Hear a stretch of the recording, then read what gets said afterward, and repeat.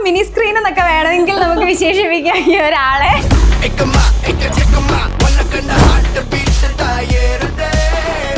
പേടിച്ചോയോ? ഇതൊക്കെ പ്രതീക്ഷിച്ചില്ല. യുവനെ കണ്ടുമുട്ടിയപ്പോ ആദ്യം തോന്നിയ ഒരു ഫീൽ എന്താ? ആക്ച്വലി ഞാൻ ബ്രോ എന്നാ വിളിച്ചോണ്ടിരുന്ന ആളെ. ലവ് മാരേജ് അല്ലേ? കള്ളം പറയുന്നേ. ഞാൻ എന്റെ കാര്യങ്ങളൊക്കെ പറഞ്ഞു, ഇത്ര അഫയറുകൾ ഉണ്ടായിട്ടുണ്ട്, ഇങ്ങനെ കാര്യങ്ങൾ ഉണ്ടായിട്ടുണ്ട്. ആളവിടെ നിന്ന് ആളുടെ പറയുമ്പോ നമ്പർ ഓഫ് എണ്ണം ഭയങ്കര കൂടുതലാണ്.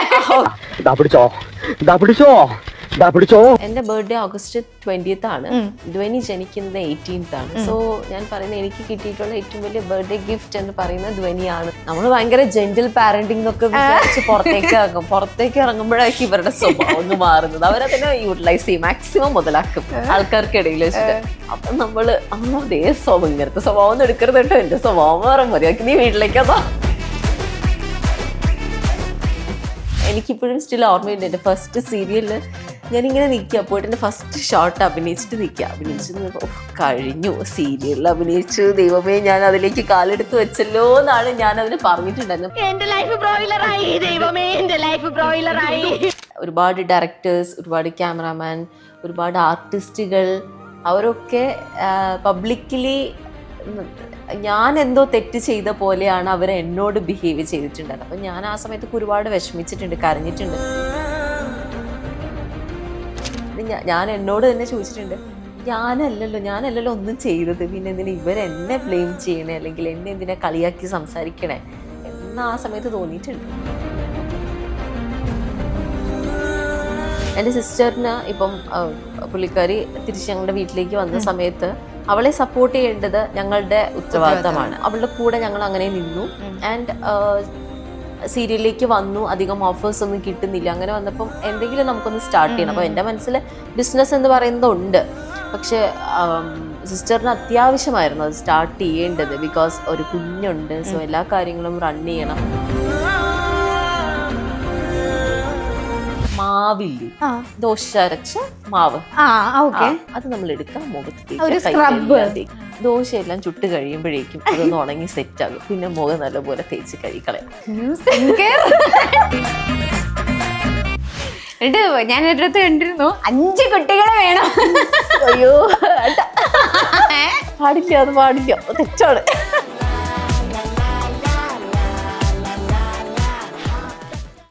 Krishna Leela, Joy Alucas, world's favorite jeweler. Hello everyone, welcome to the show. This is me Kajal Rishad. ഇന്ന് എൻ്റെ കൂടെയുള്ള ഗസ്റ്റ് മിനി സ്ക്രീൻ പ്രേക്ഷകർക്ക് എല്ലാവർക്കും ഫെമിലിയർ ആയിരിക്കും. ക്യൂൻ ഓഫ് മിനി സ്ക്രീൻ എന്നൊക്കെ വേണമെങ്കിൽ നമുക്ക് വിശേഷിപ്പിക്കാം ഈ ഒരാളെ. Mridula Vijay, welcome to the show. Thank you. ഇതൊക്കെ പ്രതീക്ഷിച്ചില്ല. ഈ ഒരു ക്യൂൻ ഓഫ് മിനി സ്ക്രീൻ എന്നൊക്കെ പറയുന്നതിൽ ഭയങ്കര ഒരു റെസ്പോൺസിബിലിറ്റി ഉള്ള പോലെയൊക്കെ തോന്നുന്നുണ്ട്. അതെ, താങ്ക് യു. ശരിക്കും ഇങ്ങനെ ഒരു വിളിപ്പേരുണ്ട് പുറത്ത്, അറിയോ? ഇല്ല. ബൈ ദ വേ, ഈ മുടി എവിടെ പോയി? മുടി കട്ട് ചെയ്തു കുറേ നാള്. അതായത് എനിക്ക് എൻ്റെ ഒരു ഓർമ്മ വെച്ച സമയം മുതൽ എനിക്കിങ്ങനെ ലൈക്ക് ലോങ് ഹെയർ എനിക്കുണ്ട്. അപ്പോൾ ഷോർട്ട് ഹെയർ ആക്കണം എന്നുള്ളത് എൻ്റെ ഏറ്റവും വലിയ ഡ്രീമാണ്. അപ്പം ഞാൻ പ്രഗ്നൻസിയിൽ കട്ട് ചെയ്യാമെന്ന് വിചാരിച്ചു, അത് ചെയ്തില്ല. പിന്നെ ഫീൽഡ് ഔട്ട് ആവുമ്പോൾ കട്ട് ചെയ്യാമെന്ന് വിചാരിച്ചു, ഔട്ട് ആവുന്നില്ല. അപ്പോ രണ്ടും കൽപ്പിച്ചത് ചെയ്തു. കൊള്ളാം. പക്ഷെ ഞങ്ങൾക്ക് ലോങ് ഹെയർ ആയിരുന്നു ഇഷ്ടം. അപ്പൊ കണ്ടിന്യൂറ്റി ഇഷ്യൂ വരില്ലേ? അപ്പൊ ഞാൻ എക്സ്റ്റൻഷൻ വെക്കും. വീട്ടില് വലിയ സീനാ. ഇവ എങ്ങനെയാന്ന്? ഏട്ടന് കുഴപ്പമില്ല, ആൾക്ക് പക്ഷെ ലോങ് ഹെയർ ആണ് ഇഷ്ടം. പക്ഷെ എല്ലാവർക്കും, ലേഡീസിന് എല്ലാവർക്കും ഒരു once in a life short hair ആക്കണം. എനിക്കും ലോങ് ആയിരുന്നു, എനിക്കും അതുപോലെ ഒരു ആഗ്രഹം മൂത്ത് വെട്ടിയത്. പക്ഷെ വീട്ടുകാർക്ക് ഇഷ്ടമില്ല. അതെ, ഞാൻ ഇതിൽ നിന്നും ഷോർട്ട് ആക്കാനാ പ്ലാൻ ചെയ്യുന്നത്. ഇനിയും ഷോർട്ട് ആക്കും. അപ്പൊ അങ്ങനെ ഒരു ക്യാരക്ടർ പിടിക്കാൻ തോന്നുന്നു. അതെ, ഒരു ടോംബോയ് ക്യാരക്ടർ. അതെ, ഇപ്പൊ എല്ലാം ചെയ്തു വരുന്നത് വേറൊരു ഫെമിനിൻ ടച്ച് ആണ്. അതെ അതെ. ഇപ്പൊ നമുക്ക് പറഞ്ഞു തരാണെങ്കിൽ ഇപ്പം കുറെ അധികം സീരിയൽസ്, ഇപ്പം ഭാര്യയിലെ രോഹിണി മുതൽ പൂക്കാലത്തിലെ സംയുക്ത വരെയുള്ള ഒരു ജേർണി എങ്ങനെയാണ്? ഇതിനിപ്പൊ തിരിഞ്ഞു നോക്കുമ്പോ എന്ത് തോന്നുന്നു? ഞാൻ ഓൾമോസ്റ്റ് ഒരു 10 years ആയി സീരിയൽ ഫീൽഡിൽ. അതിന് മുന്നേ സിനിമയായിരുന്നു ഞാൻ ചെയ്തുകൊണ്ടിരുന്നത്. സോ ഇങ്ങനെ പോയാലും ഒരു 15 years ആവുന്നുണ്ട് ഈ ഒരു ഫീൽഡിൽ വന്നിട്ട്. നല്ലൊരു ജേർണിയാണ്. ഇത്ര നാളും ഒരുപാട് സീരിയൽസ് ചെയ്തു, എല്ലാം മെയിൻ റോൾസ് ആണ് ചെയ്തിരിക്കുന്നത്. ഓരോന്നും ഡിഫറെൻറ്റ് ക്യാരക്ടേഴ്സ് ആണ്. ഇപ്പൊ ഞാൻ ചെയ്തുകൊണ്ടിരിക്കുന്നത് ഏഷ്യാനെറ്റില് ഇഷ്ടം മാത്രം സീരിയലാണ്. പിന്നെ അടുത്തൊരു സീരിയലിൽ ജോയിൻ ചെയ്തിട്ടുണ്ട്, ഫ്ലവേഴ്സിലാണ്, സിത്താര എന്ന് പറഞ്ഞിട്ട്. അതിനി ലോഞ്ച് ചെയ്യാൻ പോകുന്നതേ ഉള്ളൂ. സോ നല്ല ജേണി, നൈസ്. യുവ എവിടെ? ഷൂട്ടിലാണ്. ഞങ്ങൾ ആളെ കൂടി എക്സ്പെക്ട് ചെയ്തിരുന്നു. അതെ, ആള് ഷൂട്ടിലാണ്, രാവിലെ പോയി. രാവിലെ പോയി. ഞങ്ങക്ക് മിസ് ചെയ്തു. നിങ്ങൾ രണ്ടുപേരും കൂടി വേണമായിരുന്നു ഞങ്ങൾക്ക് കിട്ടാൻ. അതെ, ഞാനിപ്പോ പറഞ്ഞു ആളെ ആക്ച്വലി അവിടെ എത്തിയിട്ട് വെയിറ്റ് ചെയ്യാണ് സീനിന് വേണ്ടിയിട്ട്. അപ്പോ ആ ഒരു ടൈം ഉണ്ടായിരുന്നെങ്കിൽ നമുക്ക് ഇവിടെ ചെയ്യായിരുന്നു.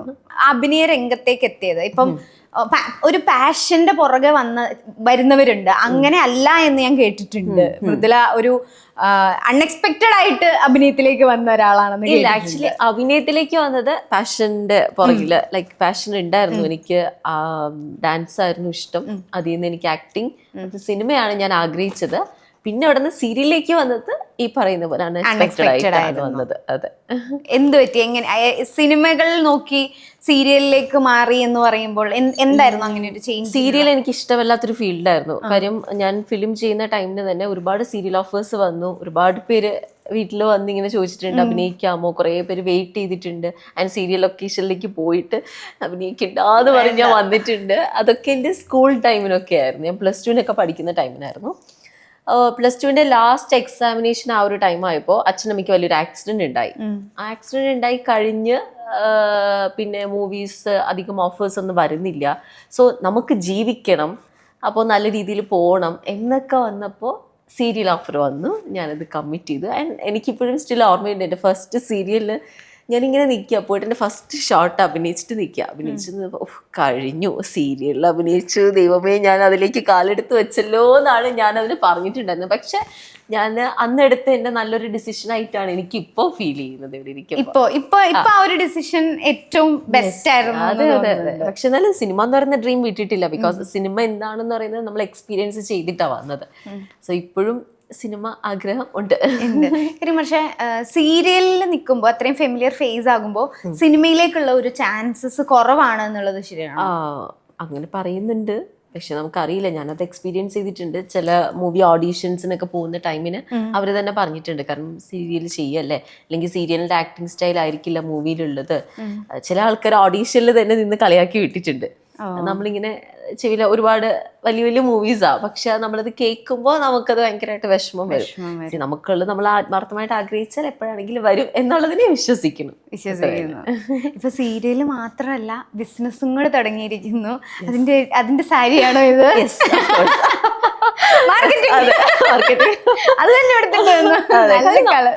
Thank you. നമ്മൾ തന്നെയാണല്ലോ പ്രൊമോട്ട് ചെയ്യേണ്ടത്. എനിക്കിപ്പോഴും ഓർമ്മയുണ്ട്, ഏറ്റവും ലാസ്റ്റ് ആയിട്ടുള്ള എൻ്റെ ഇന്റർവ്യൂ ഞാൻ കൊടുക്കുന്ന ടൈമിന് ഇനി എന്താണ് ആഗ്രഹം എന്ന് ചോദിച്ചപ്പോൾ ഞാൻ പറഞ്ഞൊരു കാര്യമായിരുന്നു, ഇനി എനിക്കൊരു ബിസിനസ് സ്റ്റാർട്ട് ചെയ്യണം എന്നുള്ളത്. അതിനുശേഷം ഞാൻ കൊടുക്കുന്ന അടുത്ത ഇന്റർവ്യൂ ആണിത്. സോ അപ്പോഴേക്കും ബിസിനസ് സ്റ്റാർട്ട് ചെയ്ത് കഴിഞ്ഞു. യെസ്, അതെ. ശരിക്കും എന്തൊക്കെയുണ്ട് അതിൽ? ഐ മീൻ ബിസിനസ്സിൽ സാരീസ് മാത്രമേ ഉള്ളൂ? ഇപ്പോൾ സാരീസ് മാത്രമാണ് ഞങ്ങൾ കോൺസെൻട്രേറ്റ് ചെയ്യുന്നത്. ഇപ്പൊ തന്നെ അടുത്തത് നമ്മുടെ ബ്രൈഡൽ ലോഞ്ച് ചെയ്യാൻ പോവാണ്, കുർത്തീസ് ലോഞ്ച് ചെയ്യാൻ പോവാണ്. സോ അതിന് വേണ്ടിയിട്ടുള്ള ബാക്ക് വർക്ക് നടന്നുകൊണ്ടിരിക്കുന്നു. അപ്പൊ ഞാനും സിസ്റ്റർ ആയതുകൊണ്ട് തന്നെ ബാക്കി എന്താ ഡിജിറ്റൽ സൈഡും അതേപോലെ സാരി സെലക്ടിങ് കാര്യങ്ങളൊക്കെ ഞാനായിരിക്കും ചെയ്യുക. ഡിസൈൻസ് കാര്യങ്ങളൊക്കെ സെലക്ട് ചെയ്യുന്നതൊക്കെ ഞാൻ തന്നെ ആയിരിക്കും ചെയ്യുക. ബാക്കി പാക്കിംഗ്, കസ്റ്റമേഴ്സിനെ ഡീൽ ചെയ്യുന്നത് എല്ലാം അവർക്കൊക്കെ പുള്ളിക്കാരിയാണ് ചെയ്യുക. ഇത് പക്ഷെ ഇതിനിടയ്ക്ക് സീരിയല്, വീട്ടമ്മ, അതിനിടയ്ക്ക് ഓൺട്രപ്രണർ, ഇതൊക്കെ എങ്ങനെ ഹാൻഡിൽ ചെയ്യുന്നു? വലിയ പാടാണ്. നമ്മൾ ഓടുക ചെയ്യണത്. ഇന്ന് തന്നെ രാവിലെ എഴുന്നേറ്റു ധ്വനീനെ സ്കൂളിലേക്ക് അയക്കാൻ വേണ്ടി ഫുഡ് പ്രിപ്പയർ ചെയ്യണം. അവളെ അത് കഴിഞ്ഞ് ഫുഡ് പ്രിപ്പയർ ചെയ്ത് എല്ലാം സെറ്റാക്കി കഴിഞ്ഞ് ധനുവിനെ എടുത്ത് റെഡിയാക്കി അവളെ സ്കൂളിലേക്ക് അയച്ചു കഴിയുമ്പോൾ ഹസ്ബൻഡ് ഉണ്ട്. സോ ഹസ്ബൻഡ് എനിക്ക് വേണ്ടിയുള്ള ഫുഡ് പ്രിപ്പയർ ചെയ്ത് ആളെ അയച്ചു കഴിയുമ്പോഴത്തേക്ക് ഇവിടെ 10 മണിയാണ് ടൈം പറഞ്ഞു. പക്ഷെ ഇനി 10 മണിക്ക് എത്താൻ പറ്റിയില്ല, 11 മണിയായി. അതിന് പിന്നിലുള്ള റീസൺ ഇതാണ്. മോൾക്കിപ്പം LKG 3.5 വയസ്സ്, പ്രീ കെ ജി. അപ്പം സംസാരിച്ചൊക്കെ തുടങ്ങി പോലെ എന്തെങ്കിലുമൊക്കെ കേട്ട് പകച്ചു നിന്നിട്ടുണ്ടോ മകളുടെ ഡയലോഗുകൾ? ഒരുപാട്. നമ്മള് ഭയങ്കര ജെന്റിൽ പാരന്റിംഗ് എന്നൊക്കെ വിചാരിച്ച് പുറത്തേക്ക് ഇറങ്ങുമ്പോഴായിരിക്കും ഇവരുടെ സ്വഭാവം ഒന്ന് മാറുന്നത്. അവരതിനെ യൂട്ടിലൈസ് ചെയ്യും, മാക്സിമം മുതലാക്കും ആൾക്കാർക്കിടയിൽ വെച്ചിട്ട്. അപ്പൊ നമ്മള് ഇങ്ങനത്തെ സ്വഭാവം ഒന്നും എടുക്കരുത് കേട്ടോ, എന്റെ സ്വഭാവം മാറും, മതിയാക്കി നീ വീട്ടിലേക്കതോ എന്നൊക്കെ പറയട്ടെ. പറച്ചില് മാത്രമേ ഉള്ളൂ. എനിക്കറിയാം, എനിക്കുണ്ടായിരുന്നു.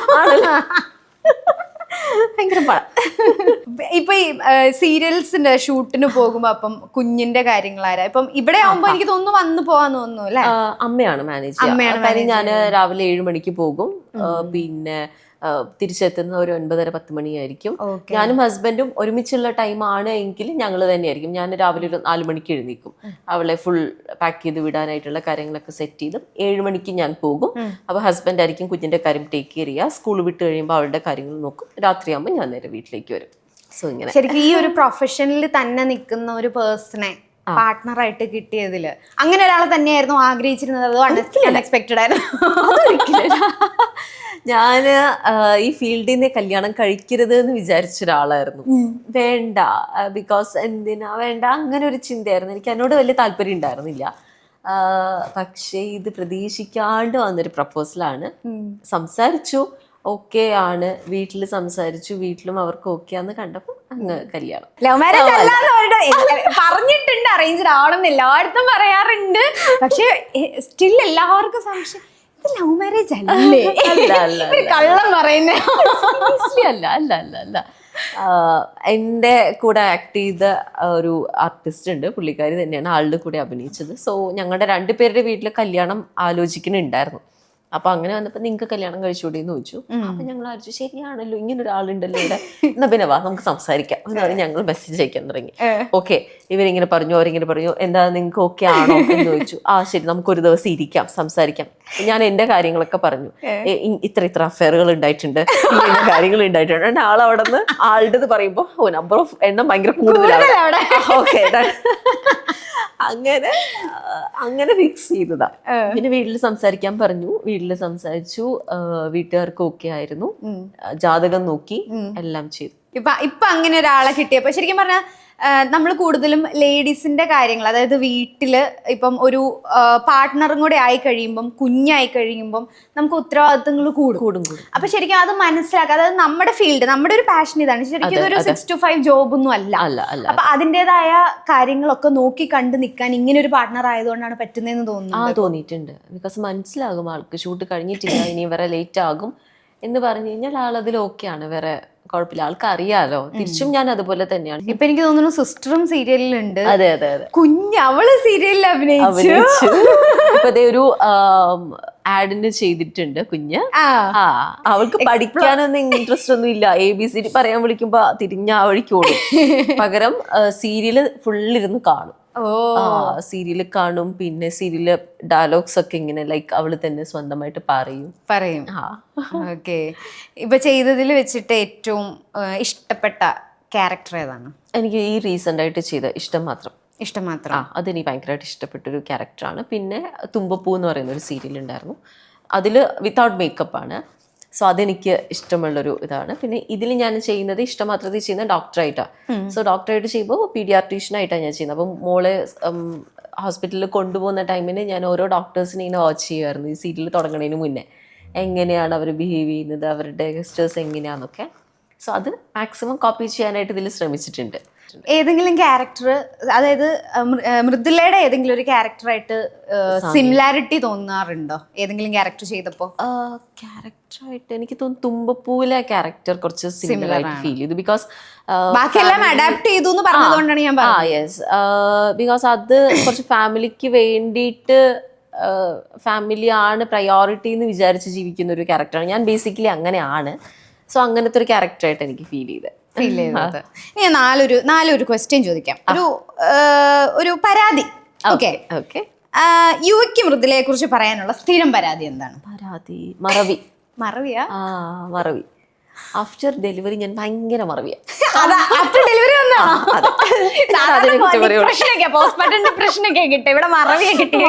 ഭയങ്കര മറവിയാ.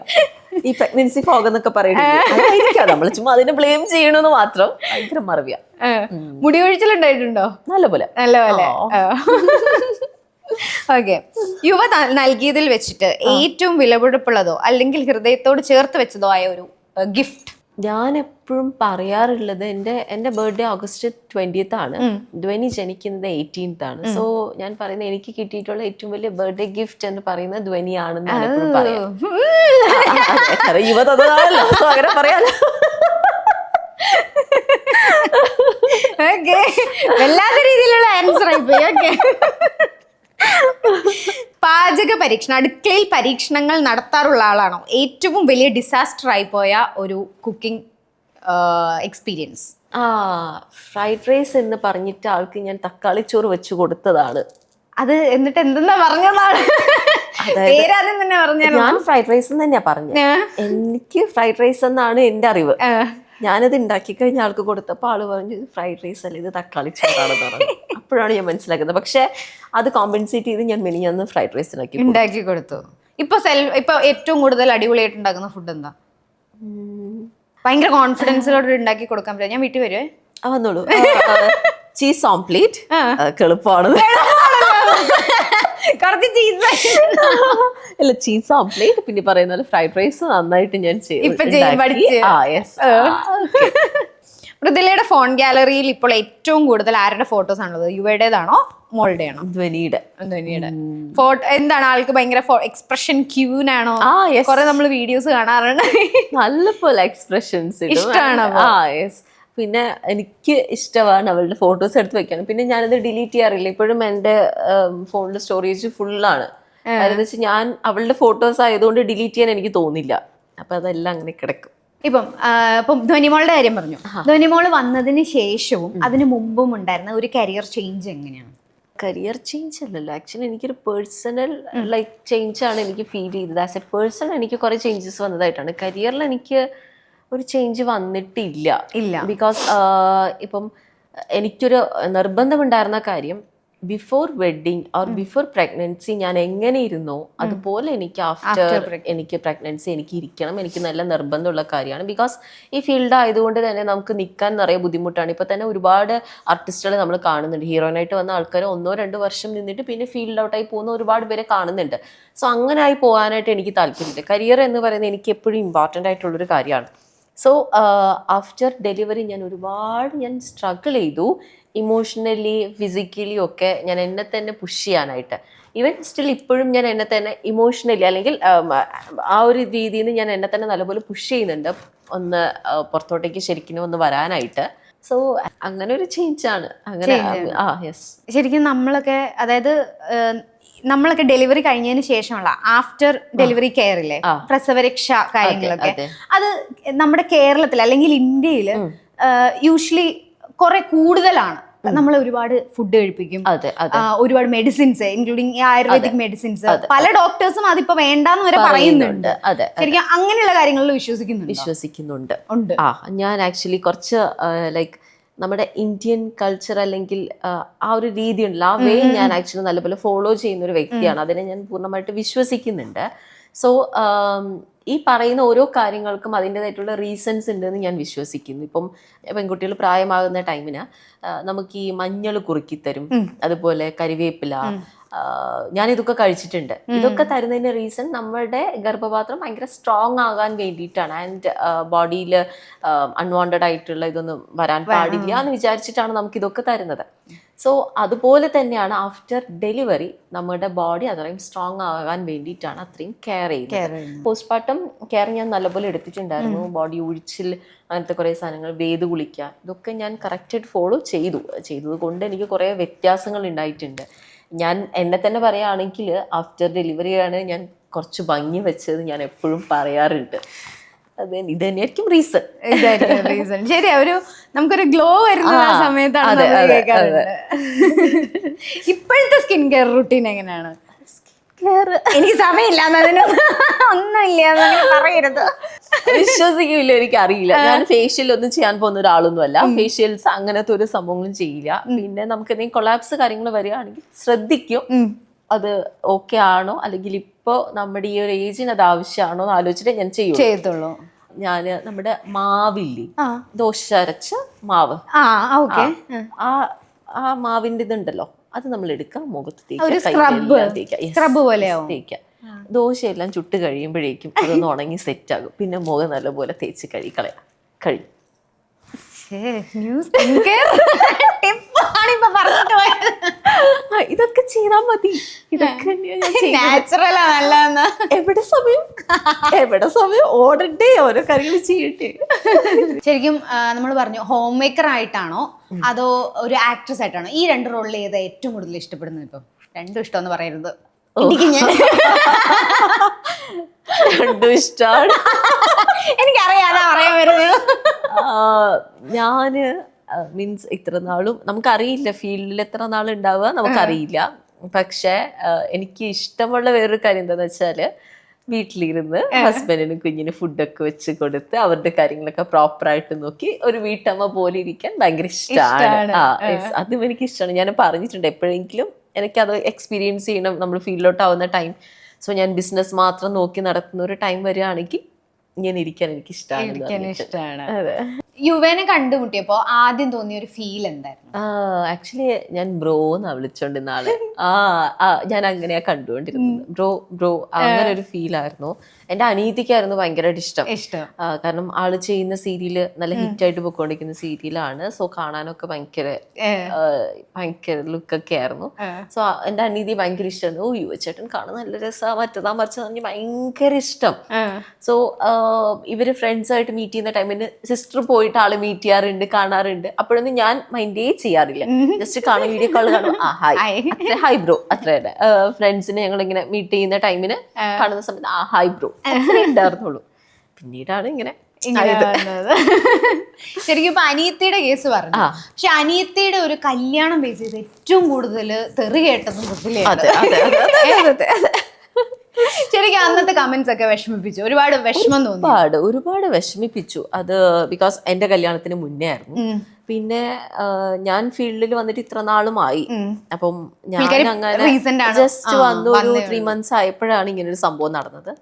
സോ ആ പുള്ളിക്കാരിക്ക് അധികം ഫേസ് ചെയ്യേണ്ടി വന്നിട്ടില്ല, അനുവിന് അധികം ഫേസ് ചെയ്യേണ്ടി വന്നിട്ടില്ല. അപ്പം ഞാനാണ് പോയ അന്ന് മുതൽ, അത് സിസ്റ്റർ പോയ അന്ന് മുതൽ ഞാൻ വർക്ക് ചെയ്യുന്നുണ്ട്. സോ ഒരുപാട് പേര്, ഒരുപാട് ഡയറക്ടേഴ്സ്, ഒരുപാട് ക്യാമറാമാൻ, ഒരുപാട് ആർട്ടിസ്റ്റുകൾ, അവരൊക്കെ പബ്ലിക്കലി ഞാൻ എന്തോ തെറ്റ് ചെയ്ത പോലെയാണ് അവർ എന്നോട് ബിഹേവ് ചെയ്തിട്ടുണ്ടായത്. അപ്പം ഞാൻ ആ സമയത്തൊക്കെ ഒരുപാട് വിഷമിച്ചിട്ടുണ്ട്, കരഞ്ഞിട്ടുണ്ട്. അത് ഞാൻ എന്നോട് തന്നെ ചോദിച്ചിട്ടുണ്ട്, ഞാനല്ലല്ലോ ഒന്നും ചെയ്തത്, പിന്നെ എന്തിനാ ഇവരെന്നെ ബ്ലെയിം ചെയ്യണേ, അല്ലെങ്കിൽ എന്നെ എന്തിനാ കളിയാക്കി സംസാരിക്കണേ എന്ന് ആ സമയത്ത് തോന്നിയിട്ടുണ്ട്. പിന്നെ അത് അവർക്ക് അങ്ങനെ അറിയും. ഇപ്പോ ഈ ബിസിനസ്സിലേക്കൊക്കെ കടന്ന് ഭയങ്കര ഹാപ്പി ആയിട്ട് മുന്നോട്ട് പോകുന്നു. രണ്ടുപേരും സീരിയലിലുണ്ട്. ഇപ്പൊ നിങ്ങൾ കൂടുമ്പോൾ ഏറ്റവും വലിയ ചർച്ചാ വിഷയം എന്താ? ശരിക്കും ബിസിനസ് ആണോ അഭിനയമാണോ? ബിസിനസ് ആണ്. ശരിക്കും അതാണ് ഇപ്പൊ ഒരു പ്രൈം അല്ലേ? അതെ, അത്യാവശ്യം. ബിക്കോസ് എൻ്റെ സിസ്റ്ററിന് ഇപ്പം പുള്ളിക്കാരി തിരിച്ച് ഞങ്ങളുടെ വീട്ടിലേക്ക് വന്ന സമയത്ത് അവളെ സപ്പോർട്ട് ചെയ്യേണ്ടത് ഞങ്ങളുടെ ഉത്തരവാദിത്തമാണ്, ഞങ്ങളുടെ റെസ്പോൺസിബിലിറ്റി അത്. സോ അവളുടെ കൂടെ ഞങ്ങൾ അങ്ങനെ നിന്നു. ആൻഡ് സീരിയലിലേക്ക് വന്നു, അധികം ഓഫേഴ്സ് ഒന്നും കിട്ടുന്നില്ല. അങ്ങനെ വന്നപ്പം എന്തെങ്കിലും നമുക്കൊന്ന് സ്റ്റാർട്ട് ചെയ്യണം. അപ്പോൾ എൻ്റെ മനസ്സിൽ ബിസിനസ് എന്ന് പറയുന്നതുണ്ട്. പക്ഷെ സിസ്റ്ററിന് അത്യാവശ്യമായിരുന്നു അത് സ്റ്റാർട്ട് ചെയ്യേണ്ടത്. ബിക്കോസ് ഒരു കുഞ്ഞുണ്ട്, സോ എല്ലാ കാര്യങ്ങളും റൺ ചെയ്യണം എന്നുള്ളത് വന്നപ്പോൾ ഞാൻ അങ്ങനെ കൂടെ നിൽക്കുക ചെയ്തത്. അപ്പം അനീതിയും നല്ലപോലെ ഇനിഷ്യേറ്റീവ് എടുക്കുന്നുണ്ട്, ഞാനും നല്ലപോലെ ഇനിഷ്യേറ്റീവ് എടുത്ത് ഇപ്പം നല്ല രീതിയിലാണ്. പിന്നെ ലോഞ്ച് ചെയ്യുന്ന ടൈമിന് എനിക്കൊരു ആഗ്രഹം ഉണ്ടായിരുന്നത്, നോർമൽ ആൾക്കാർ ലോഞ്ച് ചെയ്യുന്ന പോലെ പോകരുത്, ഇല്ലെങ്കിൽ നമ്മൾ പറഞ്ഞാൽ മാത്രം ആരും അറിയരുത് എന്നുള്ള രീതിയിലും, അല്ലാണ്ട് തന്നെ ഇപ്പം തന്നെ ഞങ്ങൾ പുറത്തിറങ്ങുന്ന സമയത്ത് ആൾക്കാർ ഞങ്ങളെ ഒരുമിച്ച് കണ്ടു കഴിഞ്ഞാൽ പറയുന്നത് സിസ് ബൈ MP എന്നാണ് പറയുക. അതാ സിസ് ബൈ MP പോകുന്നു, സിസ് ബൈ MP പോകുന്നു, ആൻഡ് ബിസിനസ് എങ്ങനെ പോകണം എന്നാ ചോദിക്കുക. സോ നോർമൽ ആൾക്കാരിലേക്കും എത്തണം എന്നുള്ളത് ഞങ്ങൾക്ക് ഭയങ്കര ആഗ്രഹമുള്ളൊരു കാര്യമായിരുന്നു. അപ്പം അങ്ങനെ പ്ലാൻ ചെയ്ത് തന്നെ ചെയ്തു. ശരിക്കും അന്ന് കേട്ടതിൽ വെച്ചിട്ട് ഏറ്റവും വിഷമം തോന്നിയ ഒരു കമന്റ് ഓർമ്മയുണ്ടോ? എന്തെങ്കിലും ഒന്നെങ്കിൽ ഭയങ്കര വിയേർഡായിട്ട് തോന്നിയ ഒരു കമന്റ്? ഒരാള് എന്നോട് പറയാണ് എല്ലാവരും നിൽക്കുന്ന ടൈമിന്, കല്യാണമൊക്കെ കഴിഞ്ഞല്ലോ, എപ്പോഴാ ചിലവൊക്കെ ചെയ്യണേന്ന് പറഞ്ഞു. ഞാൻ പറഞ്ഞു, ആരുടെ? നിങ്ങളുടെ കുടുംബത്തിലല്ലേ കല്യാണം കഴിഞ്ഞേ, എപ്പോഴാ ചിലവേന്ന്? ബിക്കോസ് അന്ന് ഞാൻ എൻ്റെ സിസ്റ്ററായിട്ട് സംസാരിച്ചിട്ട് പോലും ഇല്ല, ഈ ഒരു ഇഷ്യൂ ഇല്ല. പക്ഷെ ചെലവ് ചോദിക്കുകയാണ്, എന്നോട് ചെലവ് ചോദിക്കുകയാണ്. എല്ലാവർക്കും അറിയാം ഇതെന്താണ് പ്രശ്നം എന്നുള്ളതൊക്കെ അറിയാം, അറിഞ്ഞിട്ടും എന്നോട് ചെലവ് ചോദിക്കാണ്. ചില ആൾക്കാര് ഇപ്പൊ ഇങ്ങനെ ഇരിക്കുന്ന ടൈമിന് നമ്മളോട് ചോദിക്കില്ല. ഇവിടെ നിന്ന് പുറത്തിറങ്ങി പബ്ലിക്കിനിടയിൽ നിന്നിട്ട് പറയും, ഞാനൊരു ന്യൂസ് കണ്ടല്ലോ, അത് കണ്ടു, അതെന്താ അങ്ങനെ ഇങ്ങനെ എന്നൊക്കെ പറഞ്ഞിട്ട് ആൾക്കാരുടെ ഇടയിൽ പബ്ലിക്കലി ചോദിക്കും.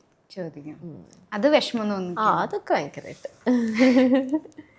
ഓക്കെ. അപ്പം ഇപ്പൊ എന്താണെങ്കിലും ബിസിനസ്സായി ആളും കുഞ്ഞും ഹാപ്പി ആയിട്ട് പോകുന്നു അല്ലെ? അതെ അതെ അതെ. ഇപ്പൊ സീരിയലിലേക്ക് അഭിനയത്തിലേക്ക് വരികയാണെങ്കിൽ സീരിയലില് ഏറ്റവും കൂടുതൽ എന്താ പറയാ ചലഞ്ചിങ് ആയിട്ട് തോന്നിയ ഒരു ഫാക്ടർ എന്താ?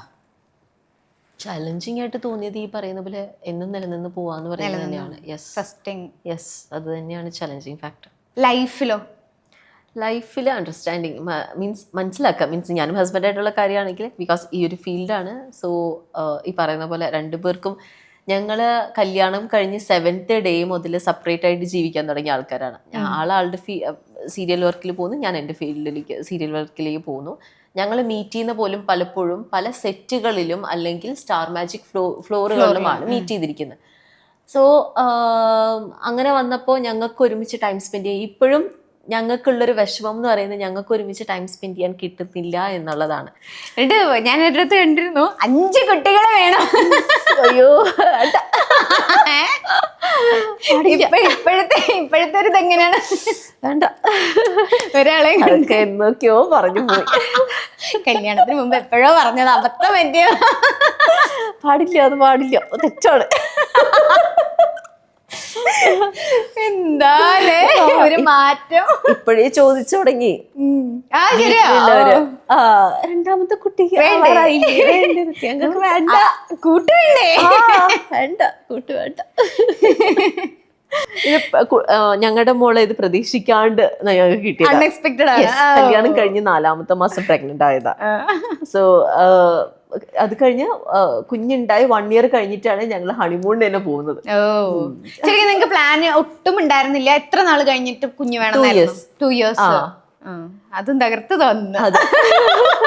4ാമത്തെ മാസം ദാ കിടക്കണം. ഇപ്പൊ സിസ്റ്ററിന്റെ കാര്യം പറഞ്ഞല്ലോ, സിസ്റ്ററുമായിട്ടുള്ള ഏറ്റവും ഒരു ബെസ്റ്റ് മെമ്മറി എന്ന് പറയുന്നത് എന്തായിരിക്കും ലൈഫില്? അങ്ങനെ രീതിയില്ല, കാരണം ഞങ്ങൾ എപ്പോഴും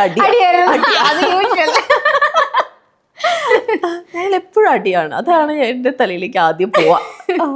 വേറെ അങ്ങനെ ബെസ്റ്റ് മെമ്മറി പറയാം. ഏറ്റവും കൂടുതൽ അടി ഉണ്ടാക്കിയേക്കുന്നത് എന്തിനു വേണ്ടിയിട്ടായിരിക്കും? സിസ്റ്റേഴ്സ് കാര്യമൊന്നുമില്ല, ഈ മുടി പിടിച്ചു വലിക്കുക, മറ്റേ എന്താ പറയാ, ഈ മൂർച്ചയുള്ള കുറെ സാധനങ്ങളൊക്കെ എടുത്ത് ബാഗിനകത്ത് ഇട്ടിട്ട് അനീതി കറക്കിയിട്ട് എന്റെ മുഖത്തിട്ട് അടിക്കുക. അതിന് പാടുകൾ ഇപ്പോഴും ഉണ്ട് അവിടെ ഇവിടെയൊക്കെ ആയിട്ട്. അതൊക്കെയാണ്, ഫുൾ അടിയാണ് ഞങ്ങള് ചെറുപ്പത്തിലെ മുതല്. ഓക്കെ, നമ്മുടെ ലൈഫില് ഏറ്റവും സന്തോഷം തോന്നിയ ഒരു മൊമെന്റും ഏറ്റവും സങ്കടം തോന്നിയ ഒരു മൊമെന്റും പറയാൻ പറഞ്ഞ എന്ത് പറയും? വീട് വെച്ചപ്പോ ധ്വനി ഉണ്ടാവുന്നത് അഫ്കോഴ്സ് എല്ലാ അമ്മമാർക്കും അങ്ങനെയാണ്. ബിക്കോസ് അതുകൊണ്ടാണ് ഞാനത് പറയാത്തത്. വീട് വെച്ചപ്പോൾ കാര്യം ഞാൻ ജനിച്ച മുതൽ വാടക വീട്ടിലാണ്. കുറേ വാടക വീട്ടിൽ മാറി മാറി മാറി മാറി എനിക്കൊന്ന് 13, 14, 15 വീടുകളെല്ലാം ഞങ്ങൾ മാറിയിട്ടുണ്ട്. സോ വീടെന്ന് പറയുന്നത് എൻ്റെ ഏറ്റവും വലിയൊരു ഡ്രീമാണ്. എൻ്റെ അച്ഛനമ്മേനെ സേഫ് ആക്കുക എന്ന് പറയുന്നത് എൻ്റെ ഏറ്റവും വലിയൊരു ഡ്രീമാണ്.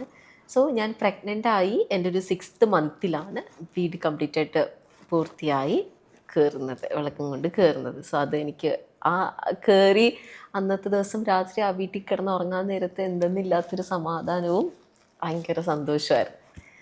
സോ അത് മറക്കാനാവാത്ത. പിന്നെ സങ്കടം തോന്നിയ കാര്യം കുറേ ഉണ്ടല്ലോ, അറിയില്ല, കുറേ ഉണ്ടല്ലോ. ഡിപ്രഷൻ.